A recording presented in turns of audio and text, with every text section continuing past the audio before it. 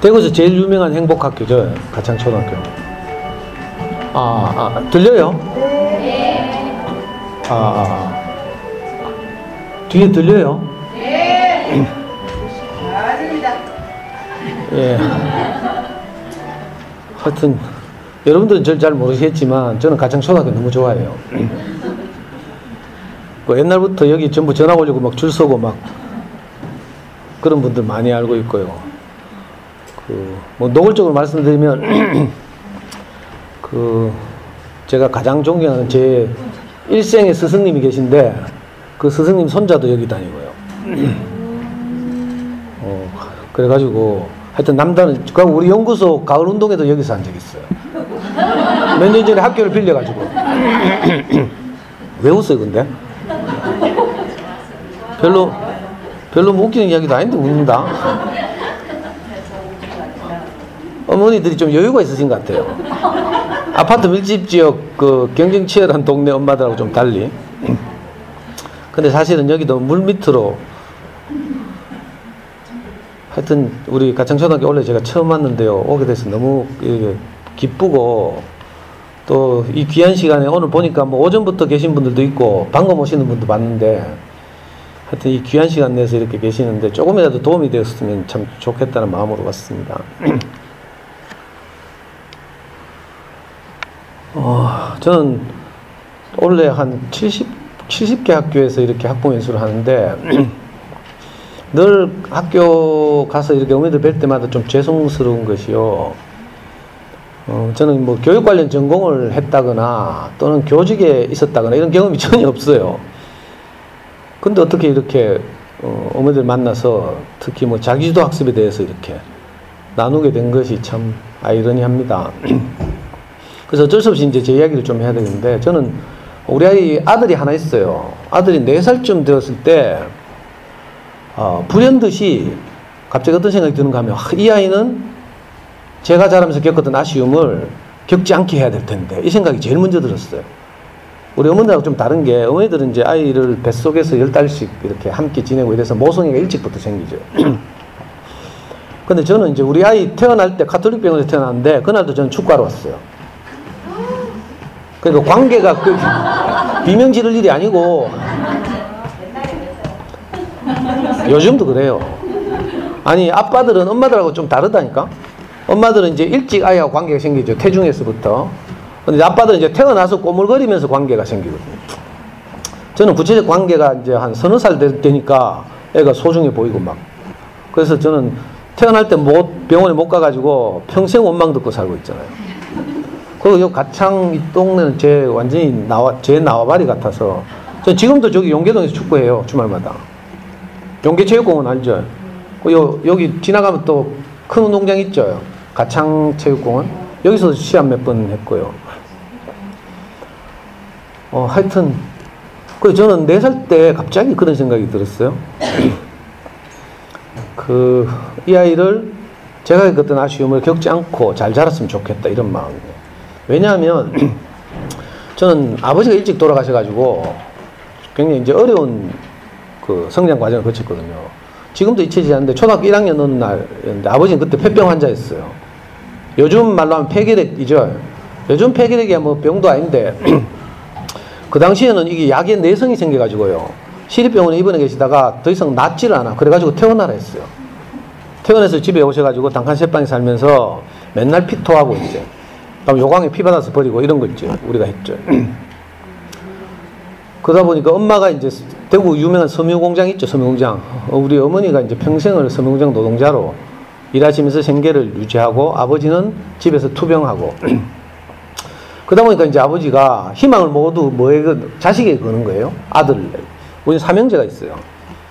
그때 형이 4학년, 제가 1학년, 동생이 6살이었는데 그날도 엄마는 이제 밤에 야간하러 공장에 가시고 아버지는 형을 막 밥상 펴놓고 열심히 공부시켰어요. 혼내가면서.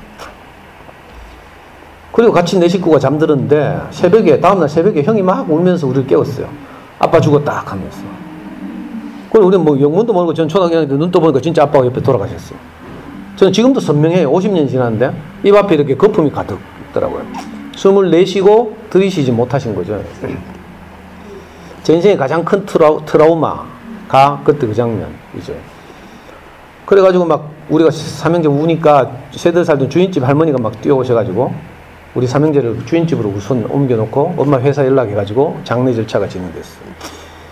그날 이후로 이제 우리 삼형제는 방치됐죠. 방치. 엄마는 공장에 일하러 늘 다니고. 그러다가 형편이 점점 어려워져서 제가 4학년이 돼서부터는 친척집을 돌아다녔어요. 삼형제가 각각 하나씩. 그리고 우리 삼형제는 중학교를 아무도 못 갔어요. 그러니까 저는 이제 중고등학교 과정을 공장에 다니면서 오리지널 자기주도 학습을 했어요. 그러니까 정말 저는 자기주도 학습 전문가죠. 제 몸으로. 그리고 대학 가지고는요, 제가 80년대 대학 들어갔는데 전두환 이 쿠데타를 일으켜가지고 대통령을 지 맘대로 하고 이래가지고 그때 거의 대한민국의 모든 대학생들이 데모하고 이랬죠. 얼마 전에 개봉한 영화 1987 보시면 딱 제 이야기예요. 제가 1987년도에 경북대학교 4학년이었거든요. 제 출신 과가 정치외교학과잖아요. 저는 30대 초반까지 계속 데모하고 수배받고 뭐 국가원법 위반하고 뭐 이렇게. 그래서 저는 한 번도 제대로 공부할 기회를 얻지 못했어요. 초등학교도 6군데를 막 전학 다녔죠. 엄마가 부동산 투기해서 자주 전학을 다닌 것이 아니고 친척집을 돌아다니느라고. 그게 제 인생에서 가장 큰 아쉬움이었어요. 지금은 뭐 그렇지 않은데 그 젊을 때 제가 30대 초반 우리 아이 아빠일 때 제 인생의 길목길목마다 누군가가 조언을 좀 해줬더라면 뭐 이런 거 있잖아요. 멘토 같은 아빠 뭐 이런 아버지의 부재가 제 인생에 큰 영향을 미쳐가지고 그게 제일 아쉬웠죠. 그런데 어느 날 제가 어떻게 하다가 결혼해가지고 아이를 낳았는데 4살쯤 될 때 갑자기 그 생각이 드는 거예요. 내가 이렇게 어릴 때 험한 인생을 살았는데 우리 아이는 원 없이 공부 좀 했으면 좋겠다. 뭐 이런 거 있죠. 내가 좋은 아빠 역할을 하고 싶다. 이런 생각이 들었어요. 그래가지고 용기를 내가지고 우리 와이프한테 제가 감히 여보 먹이고 입히고 재우고는 당신이 하고 공부는 내가 시킬게 하면서 우리 와이프 처음에 하는 거 보고 굉장히 서글퍼가지고 범어동 가면요 제가 이야기만 해도 막 우리와 같은 박수가 쏟아져요. 엄마들이 애 키우는 게 얼마나 힘든지 알아요? 맞죠? 이유를 알 수 없는 불안감이 막 우리를 짓누르고 있죠. 그리고 또 애 키우다 보면 다 정신병 있잖아? 충동 조절 장애라고. 이 남들은 몰라요. 그냥 놔두면 잘 클 것 같은데 이렇게 훈수하죠. 근데 막상 키우는 당사자들은 이상하게 불안하고 뭐에 쫓기고 그래서 괜히 별 잘못도 없는 애꿎은 애 잡죠. 막 잡고 나면 너무 미안해가지고 막 자기 전에 가가지고 막 울면서 막 미안하다 하고 우리 딸 사랑해 하고 막 다 하죠. 그리고 막 자책이 들잖아요. 자책 들면 내일은 어디 꼭 상담받으러 가봐야지. 많은 엄마들 그래가 정신과 갈락하더라고. 근데 이제 아이 키우면서 우리 안에 있는 이 고질적인 충동 조절 장애는 정신과 가도 안 돼요. 정신과 가면 정신과 의사들 주로 하는 일이 뭔가 하면 들어주는 거죠. 들어주고 좀 심하다 싶으면 신경안정제 아니면 항우울제, 약물 처방. 정신과 의사들 라이센스만 있지 별거 없어요. 미안합니다. 혹시 뭐 정신과 의사 있을지 모르겠는데. 근데 이 충동 조절 장애는 항우울제나 신경안정제 안 들어요. 이 항우울제나 신경안정제가 들으려면 풀타임 사이코라 해야 되거든요. 근데 우리가 아이 키우면서 일어나는 이 병은 풀타임이 아니고 파트타임이라 증세가 일어났다가 맥시멈 2시간이 지나면 다 정상이 돼요. 그러니까 약물치료 필요 없고요. 약물치료 해도 안 되고. 저는 이 짧은 시간에 제가 얼마나 중증 환자인지를 다 말할 수 없어서 생략하는 거예요. 혹시 저기 되게 뭐 아는 척하는 이렇게 듣지 마시고 여러분들보다 저는 공부에 대한 아쉬움이 훨씬 컸기 때문에 또 아이하고 함께 지내면서 그 수많은 실패를 경험했겠죠. 그런데 그걸 다 고백하지 못하는 시간적 제약 때문에 또 아까 보니까 뭐 2시 50분에 가락하더라. 그래서 막 제가 시간에 쫓겨요. 그 저는 이제 큰 소리 치고 우리 와이프한테서 아이를 뺏었는데 사실은 제가 양육받은 경험이 없어서 너무 답답했어요. 그래가지고 저는 할 수 없이 그때 대구 시내에서 제일 큰 서점 뛰어갔어요. 제일서적이라고. 제일서적 가면 뒤에 육아 코너 있거든요. 지금은 뭐 영풍 교본 내려와 있지만 그 당시엔 제일서력이 제일 컸어요. 제일서력 지하에 가면 육아 코너가 있는데 그 육아 코너에서 제가 닥치는 대로 요가 서적을 다 읽었어요. 거짓말 안 못하고 진짜로. 특히 안 빠지고 읽은 책은 제목에 영재라는 말 들어간 책 하고 서울대라는 말이 들어간 제목. 이건 닥치는 데 다 읽었어요. 엄마들은 진짜 애 키우는데 편하게 정보를 얻더라. 저는 이제 우리 와이프가 학교 교사라 가지고 애 어린이집 유치원 제가 다 노란차 기다렸다 보냈거든요. 그때 엄마들의 세계를 유심히 관찰했거든요. 엄마들 보니까 처음에는 이제 예를 들어서 기관에 보낼 때 애들이 안 떨어질라 하잖아요. 막 울고 막 안 갈래하고 이러니까 전문가들이 뭐라고 조언해요. 그때 엄마들이 막 애달파 가지고 같이 부둥켜 안고 울고 이러면 애들이 영 안 갈라 하거든. 그래서 전문가들은 냉정하게 돌아서라 이렇게 조언해요. 맞아요? 기관을 신뢰하고 냉정하게 돌아서라 하죠. 그 엄마들 보니까 아파트 밑에 있다가 처음에는 냉정하게 뛰어 올라가더라고 자기 집으로. 그래가지고 뭐 하는 걸 몰라요. 그래 뛰어 올라가가지고 밀린 잠자거나 뭐 연수국도 안 받아보거나 뭐 이러겠지. 근데 며칠이 지나니까 애들이 적응을 해요. 적응하면 이제 엄마들이 안 뛰어 올라가. 그리고 여유있게 애들 보고 손 흔들고 오후에 또 만나 하고 뭐 그런 다음에 버스가 떠나가요. 노란 버스가. 그 다음에 그거 전부 모여서 삼삼오오 짝을 지어가지고 막 수다를 떨대. 여기 엄마들은 뭐 안 그런가 몰라. 여기 다 어디 살아요? 아니 진짜 가창 사는 거 맞아요? 제가 알기로 전부 바깥에서 막 경쟁이 시달리다가 애들 좀 여유있게 키우고 싶어가 막 줄 서가 막 하던데? 다 이리 이사 왔어요? 네. 지금 없어요. 예? 애들이 뛰어내릴 데가 없어? 주택이라서 뛰어내려서 뭐 갑자기 뛰어내린 이야기 왜 나오나? 아니 그래 여기는 아파트도 없고 이래가지고 왜 키우는지 몰라. 주로 아파트 밀집 지역에서 이렇거든요. 그래가지고 엄마들이 자기들끼리 수다를 떨다가 다리 아프니까 며칠 후에는 언니 우리 집에 와서 커피 한잔 할래요? 맞죠? 그래서 싹 데리고 올라가가지고 이제 광년 언니한테 뭐 이거저거 물으면서 정보를 얻어. 그래서 자녀 교육하죠. 또 며칠 있으면 어쩐지 알아요? 언니 집에 놀러 가봐도 돼요? 좀 친해졌다. 가면 그 언니들이 똑같은 대답을 해. 우리 집 청소 안 했는데. 아니 뭐 청소 검사하러 가는 줄 아나? 그래가지고 이제 교차 방문하죠. 교차 방문. 고학년 언니 집에 가서 언니가 이제 손님 왔다고 커피 끓이고 과일 깎는 동안에 집 구경 좀 할게요 하면서 제일 큰 애방에 뛰어가잖아요. 그래서 큰 애방 책상에 학습지 뭐 놓여있는지 우리 집에 없는 전집 뭐 있는지 막 살피죠. 스캔하고 지가 무슨 소모지처럼 그렇게 스캔하면서 이제 자녀교육 정보를 주고받고 이렇게. 안타깝게도 저도 그 노란 차 떠나가고 이럴 때 제가 있었거든요 항상. 근데 아무도 저보고는요 오빠 우리 집 와서 커피 한잔 할래요? 그래가지고 저는 할 수 없이 외롭게 이제 맨땅에 헤딩하면서 이렇게 했어요. 저는 동네 언니가 없어가지고 다행히 이상한 소리 안 듣고 컸죠. 엄마들이 이제 애들 잡고 막 이러면 동네 언니들이 뭐라고 조언해요? 니 그래 애 잡는다고 자기주도 학습한다고 지랄하다가 애만 관계만 나빠진다. 차라리 어디 보내라 이렇게 하거든. 근데 어디 보낸다고 관계 좋아져요? 똑같아. 근데 언니들 말에 또 살짝 속아가지고 또 어디 보내고 막 이러죠. 초등학교 때 어디 보내고 하면 진짜 안타까운데. 하여튼 저는요 육아서적 그렇게 닥친 데 있다 보니까 뭐가 하나 딱 잡혔어. 그 시기에 공부를 잘하려면 모든 육아서적에 각각 조금씩 다른 주장을 하는데 공통적으로 하는 말이 있었어요. 다 안 해. 공부를 잘하려면 책을 좋아해야 하는데 와 그래? 하면서 이제 저는 아무것도 모르는 생초바빠였는데 육아서적을 많이 읽으면서 그걸 알게 됐어요.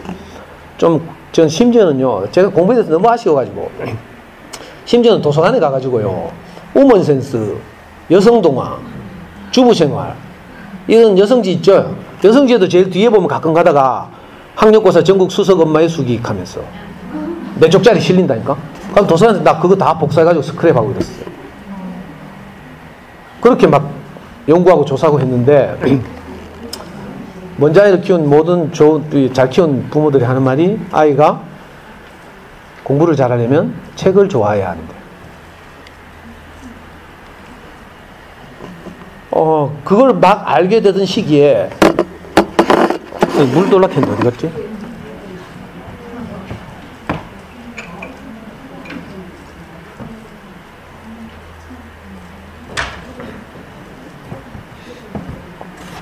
있잖아요. 우리 와이프가 퇴근하고 오다가, 저희는 달서구 살거든요. 퇴근하고 오다가 저 서부중앙 근처에서 버스 차창 너머로 저 어린이 전문 서점 하는 간판을 발견. 그래가지고 저하고 애를 끌고 가는 거라. 우리 애 4살 때. 처음에는 끌려갔죠. 가보니까 정말 주옥 같은 어린이 책 있잖아요. 특히 우리 아이 어릴 때 그림책, 세계적인 그림책들이 그냥 쫙 전시되어 있는 거라. 눈 감고 마음껏 사면 돼. 너무 좋았어요. 물론 요즘은 엄마들 뭐 어린이 서점 가면 전부 전집 할인 매장밖에 모르죠. 제가 말하는 어린이 전문 서점은 그런 전집 할인 매장을 말하는 게 아니라 진짜 잘 만들어진 좋은 어린이 책 단행본들을 전문적으로 모아파는 서점이 있어요. 지금 다 망했어. 왜냐하면 알라딘, 여스24, 인터파크 이런 인터넷 전문 서점이 생겼고요. 또 동네마다, 이 동네는 모르겠는데 저 아파트 밀집지역 가면 동네마다 교원 웅진 언니들이 있어. 그 언니들이 맹활약하거든요. 그래가지고 좋은 책 파는 서점 다 망했다니까. 지금 한때는 전국에 80군데가 있었는데 대구에도 너댓 군데 있었어요. 저 서점도 지금 문 닫고 없는데 지금은 저 만천동 가면요 대령고등학교 뒤에 딱 하나 살아남았어요. 책벌레라고. 네이버 검색해 보시면 나와요. 근데 저는 하여튼 우리 아이 4살 때 아이하고 같이 저 서점에 갔는데 좋은 의식이 너무 많은 거라. 그래서 제가 놀래가지고요. 그다음부터는 제가 자발적으로 아이 데리고 일주일에 한 번씩 저 서점 다녔잖아요. 일주일에 한 번씩 가서 갈 때마다 그 당시에 그림책 5,000원, 6,000원 할 때 한 10만원? 15권 정도를 샀어요. 그래서 집에 와서 엄마하고 같이 읽어주고 다 읽으면 또 서점에 가고. 그러니까 특별한 무슨 천재지변이 없으면 꼭 갔어요. 일주일에 한 번씩. 그걸 언제까지 했는가 하면 우리 아이 중학교 2학년 때까지 했어요. 나중에 세어보니까 12년이더라고. 지금 생각해도요, 내가 너무 잘했다 싶어요. 여러분들 생각 어때요? 지금은 이제 어린이 서점 안 다녀도 돼. 우리 사회가 선진화돼가지고요. 학교 도서관에 좋은 어린이책이 많이, 아직 전집이 좀 남아있긴 하지만 좋은 어린이책이 많이 들어오고 있고요. 사서스님도 배치된 학교가 많고. 여기는 보니까 좀 분위기가 다르더라. 무슨 사립학교처럼 학부모 협동조합 이런 것도 있더라. 학부모 협동조합 뭐 하는 거예요 도대체?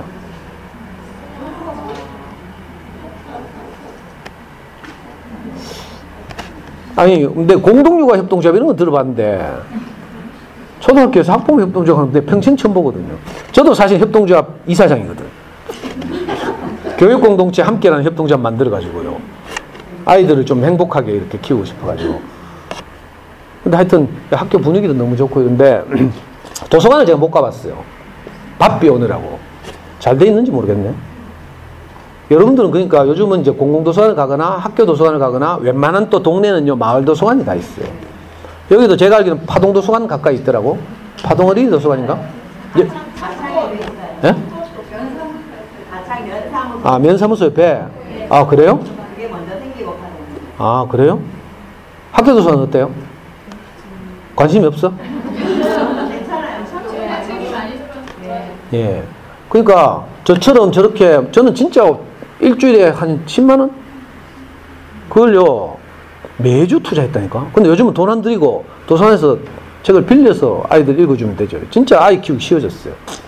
근데 신기하게도 어린이 서점 꾸준히 다니면서 좋은 어린이책 꾸준히 읽어주다 보니까 아이에게서 어떤 뭐가 보여요. 변화가 보여요. 자라는 모습이 보여. 너무 신기하대요. 그래가지고 우리 아이는 학원 한 번도 못 다녔잖아. 아니 피아노 태권도도 못 다녔어요. 책을 읽어주다 보니까 여러 가지 요소들이 자라는 걸 보고 꼭 쓸데없는 짓 안 해도 되겠구나 이런 생각이 들었어요. 저도 사실은 자기주도적으로 자랐다고 했죠. 좋게 말하면 자기주도고 부정적으로 말하면 방치고. 근데 우리 애도 진짜 좋은 어린이책 꾸준히 읽으면서 자라가지고 학원 한 번도 안 다녔어요. 지금 우리 애는 28 청년이 됐어요. 예? 그렇죠. 자, 인증샷 가져왔어, 인증샷. 제가 지 내는 게 아니라는 걸 보여주기 위해서 우리 아이 초등학교 5학년 어린이날이었어요. 요즘 어린이날 가면 전부 뭐 이랜드 놀러 가거나 네이처파크 놀러 오더라고. 맞죠? 근데 저는 아이 데리고 어린이날 어린이 서점에 갔어요. 그러니까 어린이 서점 주인이 아니 어린이날 어린이 서점에 책 사러 오는 거 귀하잖아. 그러니까 어린이 서점 주인이요 저거 했어. 가족 사진 찍어주는 이벤트. 그때 디카도 없던 시절이거든요. 폴라로이드 카메라로 가족 사진 찍어주는 이벤트 했다니까. 이벤트 한다 하니까 우리 와이프가 놀래가지고 연출하고 있어요, 지금. 평소에는 제가 좀 까칠하게 생겼죠. 저 성질 급하고 못됐거든요. B형. 그래서 제가 말도 하도 까칠하고 이러니까 우리 와이프가 평소에는 쟤 빨리 죽으라고요. 커피 끓여달라고 하면 진하게 태워줘요. 왜 진하게 태워주려고 하면 빨리 죽으라고 하다. 근데 전날은 연출. 우리 애는 쪽팔린다고 머리 쳐박고 있고.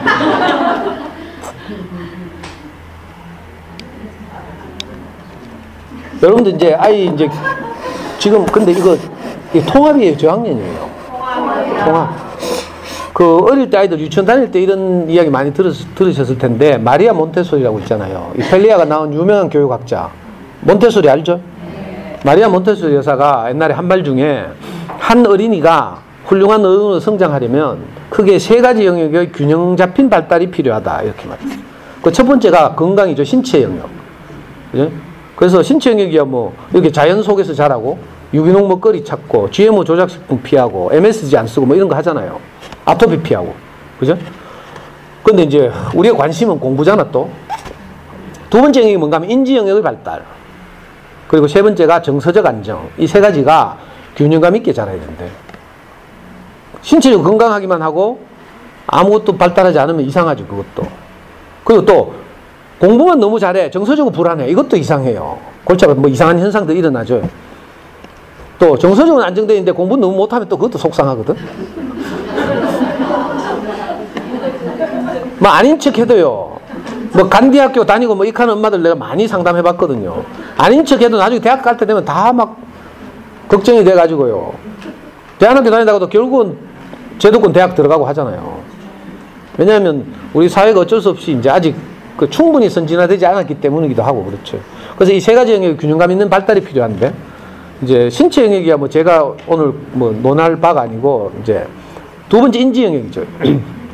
인지 영역의 발달을 돕는 가장 좋은 방법은 뭔지 알아요? 경험을 많이 하는 거예요. 그래서 요즘 엄마들 이제 여행 많이 다니고 캠핑 뭐 이런 것도 하고 하죠. 체험학습도 많이 하고 이거 참 좋은 거죠. 잘 하시는 거고. 저는 옛날에 우리 아이 경험 많이 하게 하려고요. 저 어릴 때 제 주변 친척들이 저보고 전부 뭐 판사 되라고 했는데 저는 뭐 중고등학교를 못 다녔고 대학 가서는 데모하느라고 한 번도 사법시험 칠 기회가 없었어요. 그래서 어릴 때는 제가 우리 아이한테 계속 세뇌를 시켰어. 너는 아빠가 못한 법률가가 되라고. 그리고 그 꿈을 심어주려고 그 판사들 재판하는 자리 있잖아요. 거기 앉혀놓고 사진 한번 찍으려고. 어디까지 간 줄 알아요? 저 경기도 저 남양주까지 갔어요. 저 팔달댐 지나서 그 북한강 지나서 넘어가면요. 국립영화제작소라고 있어요. 거기 가면 영화 촬영한 세트들 있고 세트들. 공동경비구역 JSA 세트 거기 있어요. 거기 국립영화제작소 들어가면 이제 법정 영화를 촬영한 법정이 있어. 그거 데리고 가가 우리 억지로 앉혀놓고요. 안 앉으려고 하는 거 막 겁줘가지고요. 겨우 사진 찍고 이랬거든. 요즘 엄마들은 엑스코 가면 그 뭐지? 리틀 소시움인가 찌랄인가 아니 한 자리에서 모든 직업을 막 다 체험할 수 있더라고. 그러니까 요즘 엄마들 진짜 애 키우기 편하다니까. 여기 그러고 뭐 요 가창에 뭐 스파빌리 아니고 지금 뭐 네이처 파크? 그게 같은 거예요? 이름을 바꾼 거예요? 따로 따로 생겼어요. 같은 데인데 이름 맨날 바꾸잖아. 아니에요. 나중에 토론해 나중에. 자, 근데 우리 아이들이 아직 어리니까 모든 것을 다 경험할 수가 없어요. 그래서 할 수 없이 우리가 간접 경험도 좀 시켜야 되죠.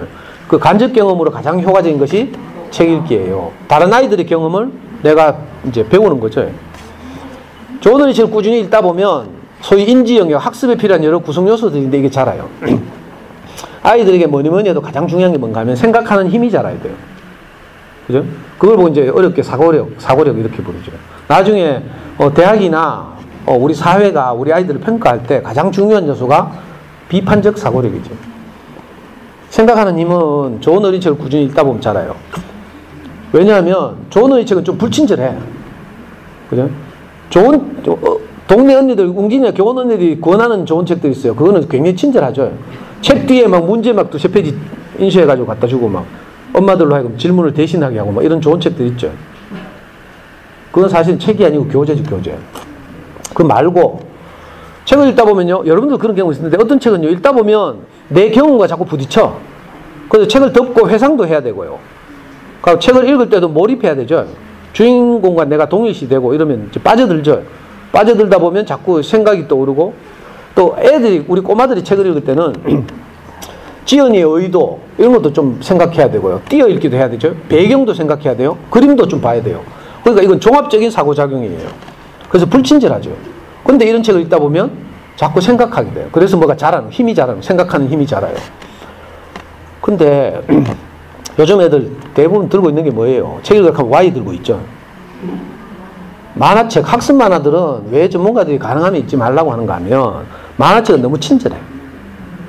그림이나 말풍선이나 해설이나 뭐 이런 걸 통해서 아주 효과적으로 지식을 전달하기 때문에 아이들이 생각할 겨를이 없어. 그냥 낄낄거리다 보면 내용 파악이 다 되죠. 그래서 상대적으로 생각하는 힘이 자랄 기회를 얻기 어려워요.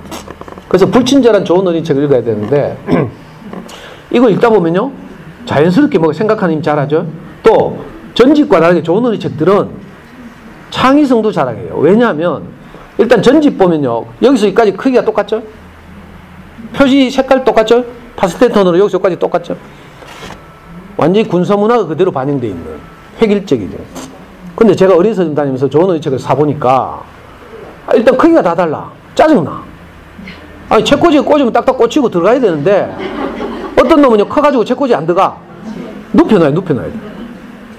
어떤 책은요 납작한데 길쭉해. 튀어나가지고 문을 못 닫아. 열받는다니까 처음에는. 근데 나중에 알고 보니까 이런 책이 아이들의 창의성을 자라게 하는 거야.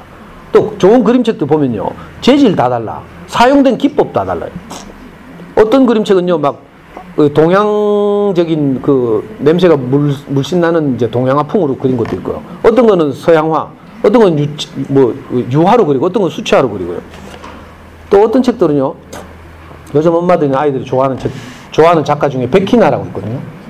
그 아줌마는 미국 유학 갔다 와가지고요 그림책을 만드는데 그림을 그리는 게 아니라 주인공들을 만든다니까. 종이로 박종희 공예를 전공해가지고 사람을 만들어요. 그하고 세트도 만들고 이래가 사진을 찍어.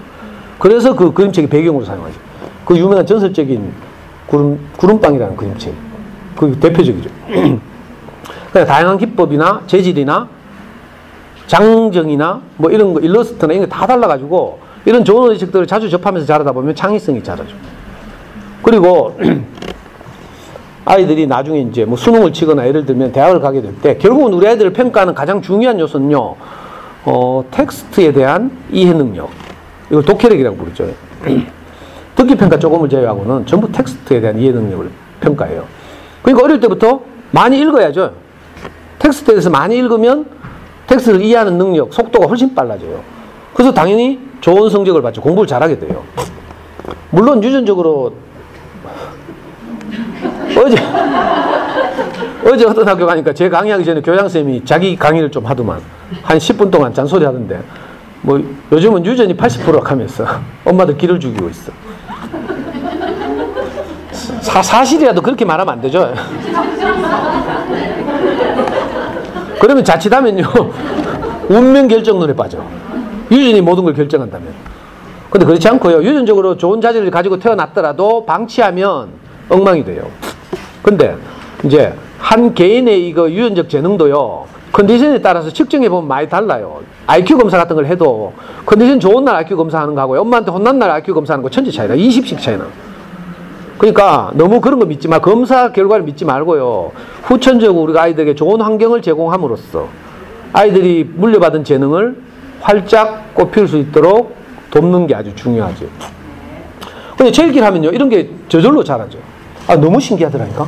제가 이걸 어떻게 설명할 방법이 없어. 요즘 TV 광고에 어떤 할아버지 사장 나와가지고 너무 좋은데 뭐, 참 좋은데 하면서 뭐. 아, 설명할 방법이 잘 없어요. 그래서 내가 생각하는 게 콩나물 키우게 하고 있을 때 시골 어른들이 콩나물 키우잖아요. 콩나물 시루에다가 이 덮어놓고 물을 붓잖아요 위에. 근데 시루 밑은 구멍이 뻥뻥 뚫어졌어요. 그리고 물이 잘 빠지게 나무 받침대로 이렇게 받쳐놓죠. 물을 부으면 우리가 생각하기에는 물이 다 빠져나갈 것 같잖아. 근데 어때요? 콩나물은 자라. 이상하죠. 우리 애들이 좋은 의식을 있잖아요. 뭐 나중에 뭐 아무것도 없어, 남은 거 없어. 우회되는데 간 몰라. 야, 뭐 다 읽었나? 주인공 우회되는데 개사코 막. 엄마들 뛰다가 또 확인해야 되죠. 동생하고 싸우러 가더나 때리러 가더나 하고 막. 뭘 깨달았는데 하고 막 이렇게 사쳐. 근데 엄마들은 우리 애들이 읽는 걸 다 따라 못 읽잖아. 동생도 돌봐야 되고 살림도 해야 되고. 그 질문을 못 하죠. 책을 안 읽었으니까. 답답하죠? 그때 또 웅진 교원 언니들이 나타나가지고 엄마들 대신해서 좋은 질문을 만들어서 책 뒤에 붙여놨다 하면서 이런 좋은 책 사라 하면서 이건 욕 나올라 하네. 이건 책이 아니에요. 이건 교재지 책이 아니야. 그리고 엄마들이 여기에 대한 신뢰가 배워요. 책이 아이들에게 영향을 미친다. 서울에 교보 가면요.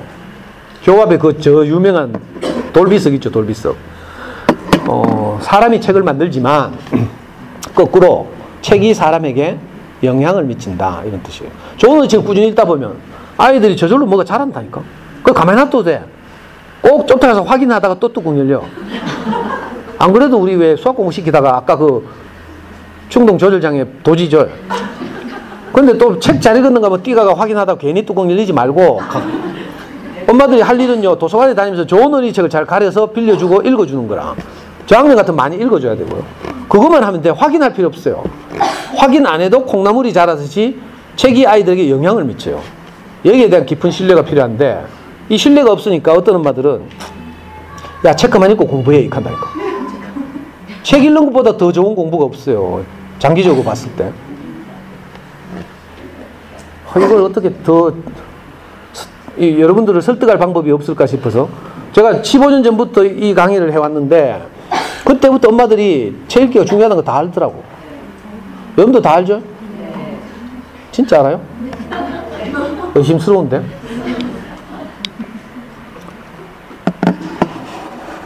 제가 우리 아이가 6학년 때 그때 교육감님이 바뀌었는데 그 교육감님이 가장 중요하게 생각한 게 창의력 신장. 대구 광역시 교육청의 첫 번째 지표가 창의력. 지금 교육감님 뭘 가장 강조해요? 몰라? 행복을 가장 강조해요. 행복. 그래서 대구 행복교육이라고 부르고요. 행복학교를 지정하고 예산을 투자하고 이러죠. 행복을 가장 중요하게. 왜냐하면 우리 교육감님이 저 서울에 옛날에 서울시 교육청 교육감 하시는 서울교대 교수님, 서울대학교 교육학과 교수님 문용윤 교수라고 있어요. 이분의 영향을 받았거든요. 그 문용윤 교수는 또 저 미국 심리학의 영향을 받았죠. 미국에서 마틴 셀리그만이라는 심리학자가 있어요. 이 심리학자가 이제 전미 심리학자에 대해서 어떤 주장을 했는가 하면 지금까지 수백 년 동안 우리 심리학자들이 그 누구야 그 심리학의 그 고전 심리학의 대가 누구죠? 누구? 아이씨, 왜 생각이 안 나나.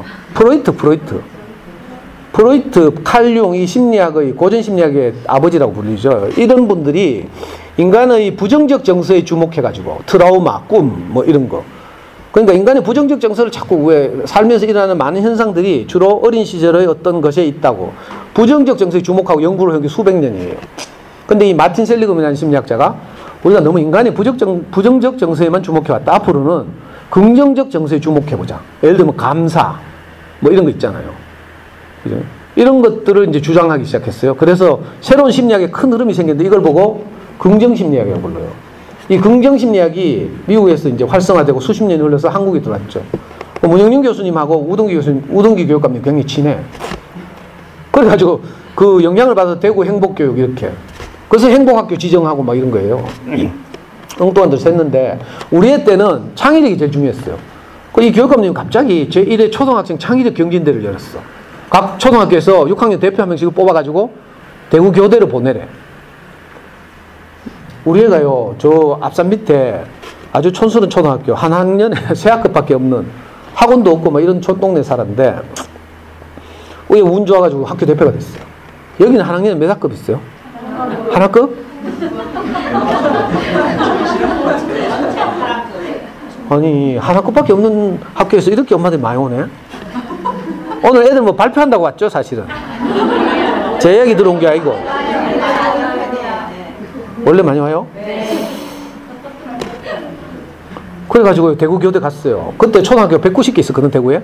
지금은 한 250개 되는데, 대구 교대 교수님들이 8문제를 출제하고요. 그 학교 대표를 뽑힌 아이들이 그 8문제를 해결하는 그런 테스트를 했어요. 창의력 경진대회. 우리는 뭐 어떤 사교육이나 뭐 이런 거, 영재교육 이런 거 받은 적이 없다고 말씀드렸죠. 근데 어떻게 운이 좋아서 학교 대표로 가서 그걸 대회를 했는데, 문제는요, 애가 갔다 와서 발표를 자꾸 기다리는 거야.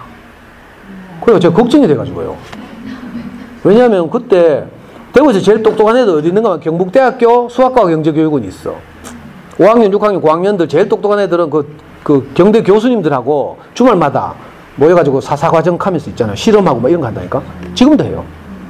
그때는 교육청 영재 제도가 없어가지고 그 경북대학교 영재교육원 애들이 제일 똑똑했는데 걔들이 전부 각 학교 대표로 다 나온 거라.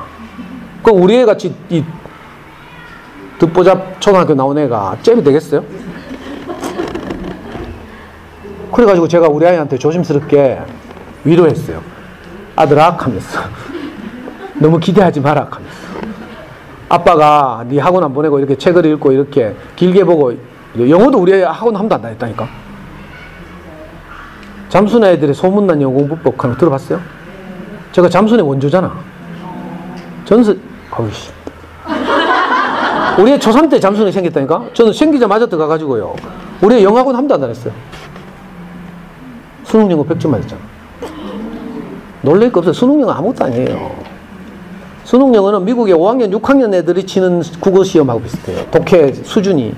수능을 너무 어렵게 내면 안 돼. 그러면 집권 여당이 표를 못 받아요. 왠지 알아요? 영어처럼 사교육비 많이 드는 과목이 없거든. 그 빈부격차가 영향을 받는 과목이거든. 그래서 교육부에서 항상 수능 영어는요, 어려울 때는 초등학교 6학년 수준의 독해 문제. 언어만 영어로 돼 있어요. 쉬울 때는 5학년 수준으로 내고 있어요. 그러니까 영어는 너무 안 쫄아도 돼요. 제가 시킨 대로만 하면요, 중 2, 3만 되면 수능 영어 만점 수준이 돼요. 궁금하시면 내년에 또 불러요.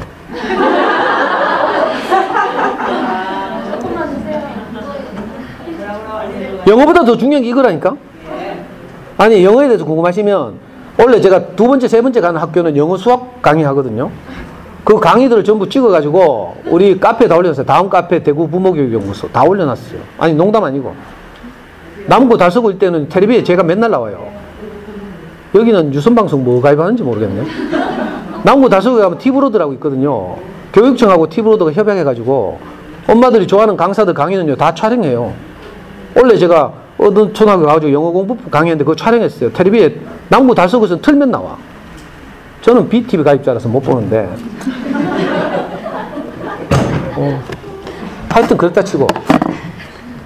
시간은 없고 진짜 큰일 났네. 아니, 진짜네요. 우리 아무것도 안 하고 책만 읽었다 했죠. 물론 수학은 제하고 같이 뭐 했어요. 하여튼. 수학이 궁금하면 후내년에 또 부르면 돼. 근데 있잖아요.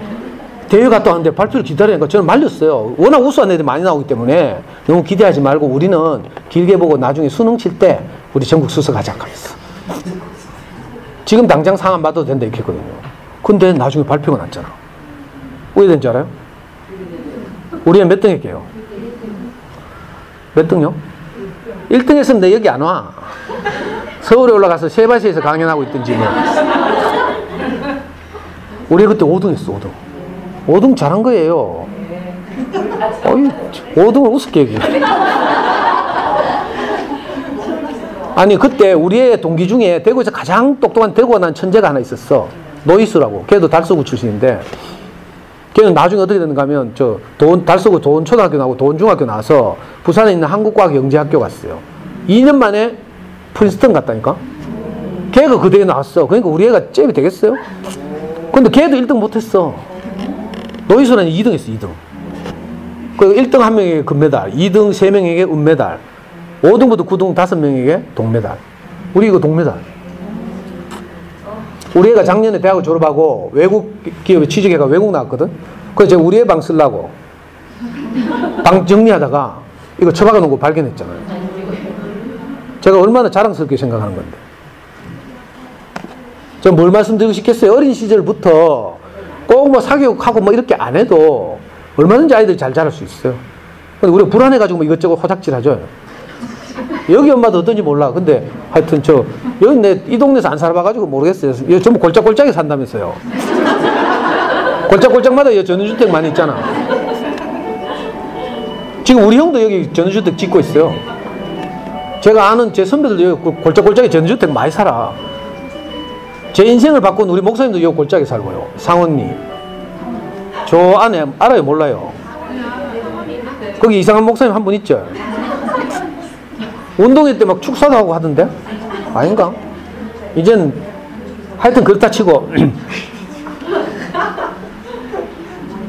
아니 그때 어떤 문제가 나온지 알아요? 국어 두 문제, 수학 두 문제, 사회 두 문제, 과학 두 문제가 나왔어요. 시간 관계상 국어 두 문제만 이야기하면요. 긴 지문이 하나 주어졌어. 은행나무에 관한 지문. 은행나무는 2억 년 전에 지구상에 출현해가지고 어쩌고 인류에게 주는 유익이 이런저런 것들이 있기 때문에 멸종하지 않고 지금까지 온 대륙에 번져서 지금 종을 유지하고 있다. 그런데 은행나무보다 훨씬 늦게 출현한 종들 중에 많은 것들이 멸종했다. 뭐 이런 긴 지문을 주고요. 문제 딱 하나. 네가 생각하기에 은행나무가 지금까지 멸종하지 않고 살아있는 이유를 생각나는 대로 써라. 초등학교 6학년 때 이런 문제가 나왔어요. 또 한 문제 뭔지 알아요? 어떤 젊은 엄마 둘이서 아기 하나를 안고 뛰어왔대. 누구한테? 솔로몬한테. 이스라엘의 가장 위대한 지혜로운 왕 솔로몬 있죠. 그래가지고 서로 지 얘기라고 막 우기는 거라. 솔로몬이 하다 안 돼가지고 열받아가지고 애를 반토막 내가지고 나눠 가지라 했죠. 그랬더니 친엄마가 놀래가지고 아이고 반토막 내면 죽잖아요 애기가. 그러니까 저 옆에 애한테 양밖에 욕했는데 그 옆에 애는 뭐라 했어요? 얘 그럽시다 하면서.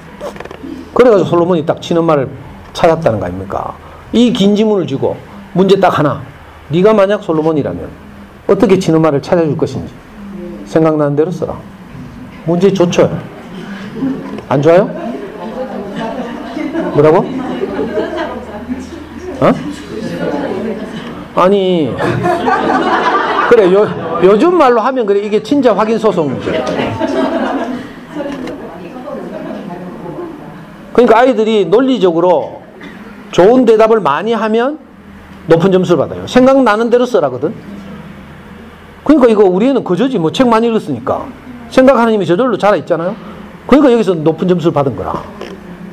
너무 신기하더라고요. 그래서 제가 학교 다니면서 우리 엄마들 설득할 때 엄마들이 관념적으로는 책 읽기가 중요한 거 다 알고 있어. 근데 현실은 안 그렇거든요. 솔직히 말하면. 한번 볼까요? 여러분들 아이들이 어리니까 미리 제가 수능고사장으로 먼저 가서 한번 살펴볼게요. 자, 19살 된 아이들이 자기 인생에서 가장 긴장되는 시험이 수능이죠. 그 수능의 첫 교시가 국어거든요. 국어 시험지를 딱 받으면요. 어떤 여학생들은 너무 긴장이 돼가지고 20분 정도 활자가 안 보이는데. 그래서 수능 칠 때 요령이 하나 있어요. 전날은 반드시 문제 풀지 말고 그냥 지문만 읽어보는 연습을 하는 거라. 너무 긴장해서 안 보일 수도 있으니까. 그래서 어떤 애들 우왕청심원 먹고 오고 이래요. 그 국어시험지를 받아들면요. 8절지로 16쪽의 문제가 프린트되어 있어요. 이 장난 아니죠. 활자는 작고 8절지로 16쪽. 여러분들 대부분 해봤을 텐데. 수능이 20년 됐으니까 여러분들 웬만하면 수능 세대예요. 그런데 한 교실에 30명이 수능을 치는데 감독 들어가보면요. 이상한 일이 벌어진다니까. 엄마도 분명히 책 읽기 중요하고 다 켰죠. 근데 수능 쳐보면요. 한 교실에 30명 중에 한두 명만 시간 내에 다 풀어. 시간 내에 다 풀면 어떻게 5분 전에 다 풀고 OMR 카드에 마킹하고 그 다음에 가져간 수험표 뒷면에 정답 옮겨 적어야 돼. 저녁에 가채점 해야 되거든. 공부 좀 하는 애들은 다 이렇게 해. 근데 시간이 없으면 못 적잖아. 그럼 저녁에 가채점 어떻게 해? 자기가 고른 정답이 아리까리 하거든. 그럼 가채점하면 이상하게 점수가 높은데 실제로 발표되면 점수가 낮아. 많이 경험해 봤죠? 이상하다니까. 그렇다고요. 시간이 부족한데 이거 뭐 응? 우리말로 돼 있어가 뭐 엎어놓고 자지도 못하고 끝까지 푼다니까. 최선을 다해서. 수학 같으면 엎어놓고 자잖아요. 아무리 쳐다봐도 모르니까. 근데 국어는요 이거 우리말로 돼 있어가 양심이 찔려가 못 자. 그리고 첫 시험이고. 그래가지고 다 7문제씩 8문제씩 남잖아. 뭐지 되죠? 그래가지고 이런 경우를 대비해서 또 찍는 법도 배워가잖아. 한 번으로 밀으라 하면서 괜히 뭐 고르지 말고. 이게 현실이에요. 이상하죠. 근데 이 고3 아이들이 수능을 칠 때 까지 키운 엄마들 있잖아요. 어릴 때 다 체육이 중요한 거 다 알았어. 푸르미닷컴 다 다녔고. 여러분들 유아기 때 뭐 푸르미닷컴 다 다녔죠? 거기서 푸르미 아빠의 세례를 받았죠? 이상하다니까?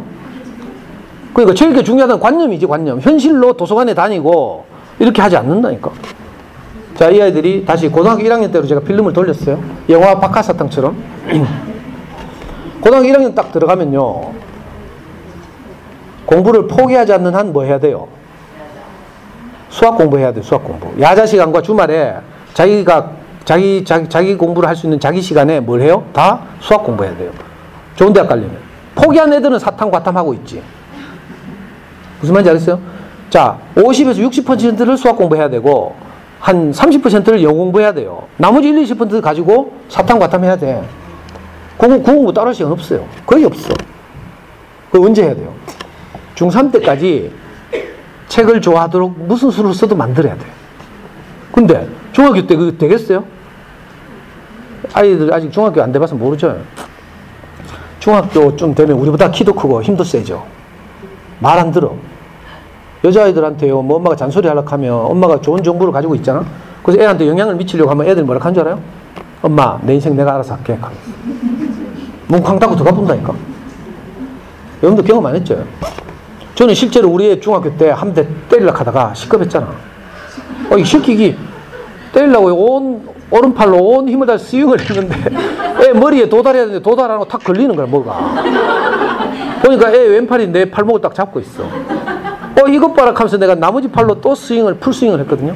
이번에는 애 오른손목이 나를 잡고 있어. 네가 지금 아빠한테 반항하나 이 새끼 하면서 막 안 놓나 하면서 막 제가 빼려고 발버둥을 쳤거든요. 그랬더니 우리 애가 막 저를 벽으로 밀어붙여. 마치 LA 경찰이 범인 잡아. 그러면서 하는 말이요. 막 울면서 아빠 정신 차려 하면서. 중학교 되면 이제 우리말 뭐 안 들어요. 늦었다니까 이미. 막 책이 중요하다 해가 중학교 때까지 어쩌든지 한 책 읽고 싶었죠. 입죠. 안 돼. 그래서 범어도 엄마들은 왜 하는 줄 알아요? 범어도 엄마들은 머리가 좋거든. 그래가지고 애들하고 협상하는 거라. 네 엄마 시킨 대로 안 하면 휴대폰 요금 안 내준대. 애들 가장 약점이 뭐예요? 휴대폰 요금 안 내는 거야. 그죠? 그럼 큰일 나거든. 그래가지고 그럼 시킨 대로 학교에 가잖아? 그럼 범어동 가면요. 뒷골목에 전부 뭐 있어요? 단과학원, 단과학원. 국어논술 전문학원. 그거 비싼 돈 주고 보낸다니까? 거기 가면 전문가들 권한 책 한 권이라도 읽지 싶어가지고. 그거 비싼 돈 주고 보내죠? 근데 그 유명한 대치동 이범 선생이 뭐라고 했어요? 엄마들이 내는 학원비는 전부 뭐라고? 전기세라고 했죠. 그리고 애들은 거기 가서 뭐 배운다고요? 멍 때리는 기술 배워. 늦었다고요. 중학교 때 늦었어요. 책이라는 건 그렇게 쉽게 손에 잡히는 게 아니거든요. 몰입해야 되고 막 이러니까. 안타까운 일이죠. 그럼 초등 고학년 때 해야 되는데 초등 고학년 때는 아직 엄마들이 좀 뭐 뚜껑 날아가고 이러면 애들이 좀 무서워하니까 엄마 시킨 대로 좀 하자. 그래가지고 책 읽으러 가면 애들이 뭐 책 읽는 신용해. 근데 뭐 들고 있어요? 다 Y 들고 있다니까. 이 비극이죠, 비극. 아까 말씀드렸다시피 학습 만화는 지식을 전달하는 데는 효과적일지 모르지만 생각하는 힘을 자라게 하는 데는 너무 친절해서 안 돼. 그래서 가급적이면 Y 없애야 돼요. 학습만 없애야 돼. 미안해요. 다 Y 보고 있는데. 저는 뭐 오늘 보고 다시는 볼 기약이 없기 때문에 여러분들 상처를 받기나 말기나 내가 바른 말 하고 가려고. 그래가지고 할 수 없이 엄마들 뭐 해요? 맨날 학습만 보고 이거 답답하죠? 그래서 차선책을 하는 게 한우리 독서논술, 주니어 플라톤, 웅진 북클럽 뭐 이런 거 한다니까. 근데 그런 이제 책 읽기에 관련된 프로그램을 한다고 해서 책을 좋아하게 되는 게 아니죠. 그거 전부 학습하는 거, 문제 푸는 거예요, 문제 푸는 거. 그리고 저학년 때 어디 북소리 난다? 오늘 제가 분명히 시간이 부족해서 오신 분 되면 갈 거거든요. 혹시 그 이후가 정말 중요한데 이후 강의가 궁금하시면 아까 다음 카페 대구 부모교연구소 들어가시면 다른 학교에서 끝까지 한 강의들이 많이 있어요. 미리 참고하시기를 부탁드리고. 초등 저학년도 다시 내려봐요. 초등 저학년 때 분명히 여러분들 경험했죠. 유아기 때는 애들 자기 전에 막 책 가져와서 엄마 읽어줘 익하던 것들이 학교만 들어가면 책 잘 안 읽는다니까. 맞죠? 그래가지고 엄마들 불안해가지고 뭐 해요? 학습지 하잖아. 싱크빅 국어 뭐 이런 거. 여기는 뭐 유행하는 거 몰라. 그럼 가창까지 근데 학습지 와요? 안 와요? 온다는 사람도 있고 안 온다는 사람도 있고 뭐. 아니 진짜 여기는 좋은 교육 환경이죠. 사교육이 전혀 없잖아요. 너무 좋은 환경이야. 있으면 이거 갈등되거든. 안 할 수도 없고. 동네 정말 좋아요. 아파트 밀집지 가봐. 꼭 같은 라인이 있잖아요. 오버페이스 하는 옆에 애들이 꼭 있거든. 이번에 동계올림픽 봤어요? 동계올림픽? 동계올림픽 보니까 쇼트랙 하잖아요. 쇼트랙은 승부가 금방 나죠. 글자 그대로 쇼트랙, 트랙이 짧다는 뜻인가? 그래가지고 금방 몇 바퀴 돌면 끝나. 그러니까 우리나라 그 제일 잘하는 500m 제일 잘하는 최윤정인가? 걔도 막 넘어지고 엎어지고 막 그랬죠. 근데 스피드 스케이팅 봤어요? 스피드 스케이팅 5000m, 1000m 하면 애들이 서서 출발해. 특히 내가 이번에 매스스타트를 주목해서 봤는데 동계올림픽 처음으로 정식 종목이 돼가지고 매스스타트 했죠. 기억나요? 네. 이승훈이 금메달 딴 장면 봤어요? 거기 보면 그 이제 스피드 스케이팅의 한 종목이거든. 거기 어떤 미친놈이 처음부터 반 바퀴 이상 빨리 뛰는 애가 있었어. 달리는 애가. 봤어요? 이승훈은 저 중간에 숨어가지고 뛰고 달리고, 우리나라 애가 정재훈이 비겁하게 막 앞에서 다른 애들 못 나오게 견세해 놓고 막 이래가지고 이게 개인전인데 막 편싸움 하더라. 그래가지고 어쨌든 나중에 있잖아요. 제일 앞에 불안 애가 반바퀴 빨리 달리더니 의외됐어요. 걔들 우승했어요? 다 따라잡혔죠. 우리 애 키우는 데도 있잖아요. 꼭 반바퀴 먼저 달리는 옆에 애들이 있어, 동네마다. 근데 여기는 모르겠어, 산골짜기라서. 근데 기어가 아주 좋은 동네네요. 진짜로 애들이 성장에 맞게 적절하게 해야 되거든요. 더군다나 같은 학년이라 하더라도 1월생 있고 12월생 있죠. 이 차이가 크잖아요. 하늘과 땅 차이야. 우리 애 때는요 3월생부터 그 다음에 2월생까지가 한 텀이었어요. 우리 애는 그 다음에 2월생이었어. 그 7살 학교 들어갔잖아요. 가끔씩 여자친구도 우리 집에 놀러 오는데 보니까 큰 누님 같아, 큰 누님. 진짜 서글프대요. 그리고 운동회 때 달리기를 하잖아요. 우리 애는 항상 꼴찌. 애들 어릴 때 몇 달이 너무 엄청나게 차이가 나. 그리고 달리기 하면 항상 꼴찌했어요. 그리고 학교에서 늘 맞고 오고, 어떤 날은 막 맞고 뛰어오면서요, 아빠 망치 없나 하면서 막 속상하다 이 말이야. 거기서 또 엄마들은 막 이 새끼야 망치는 사람을 해치는 도구라서 안 되고 이렇게 하면 안 되고요. 같이 망치 찾아야 돼. 망치 없나 이 말에 난 속상하다 이 말이잖아. 그러니까 같이 막 망치를 찾아. 근데 우리 집에 망치가 없거든. 그럼 파리채 하나 들고 가 깍하면 애들이 그라작 한다니까. 그럼 망치가 파리채로 캄다운 되는 거죠. 우리 애는 맨날 그렇게 맞고 오고요. 운동회만 하면 달리기 꼴찌. 어느 날 4등 했대. 내가 그 현장에 있었는데 놀래가지고 뛰어가봤잖아. 4명 뛰었잖아.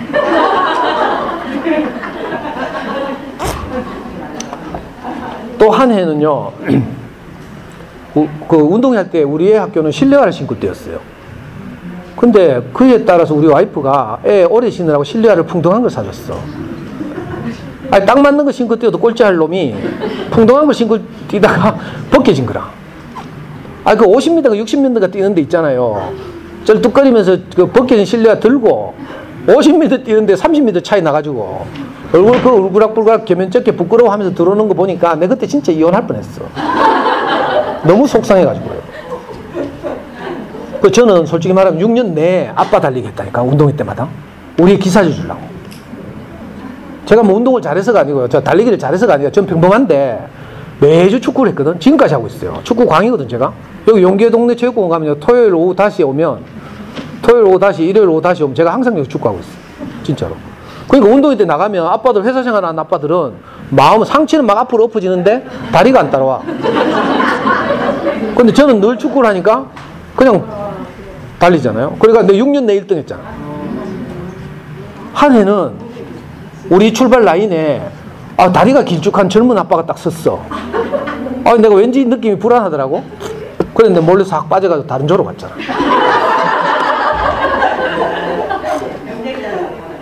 무섭더라고. 다리 길고 막 젊어 보이고 잘 뛸 것 같아.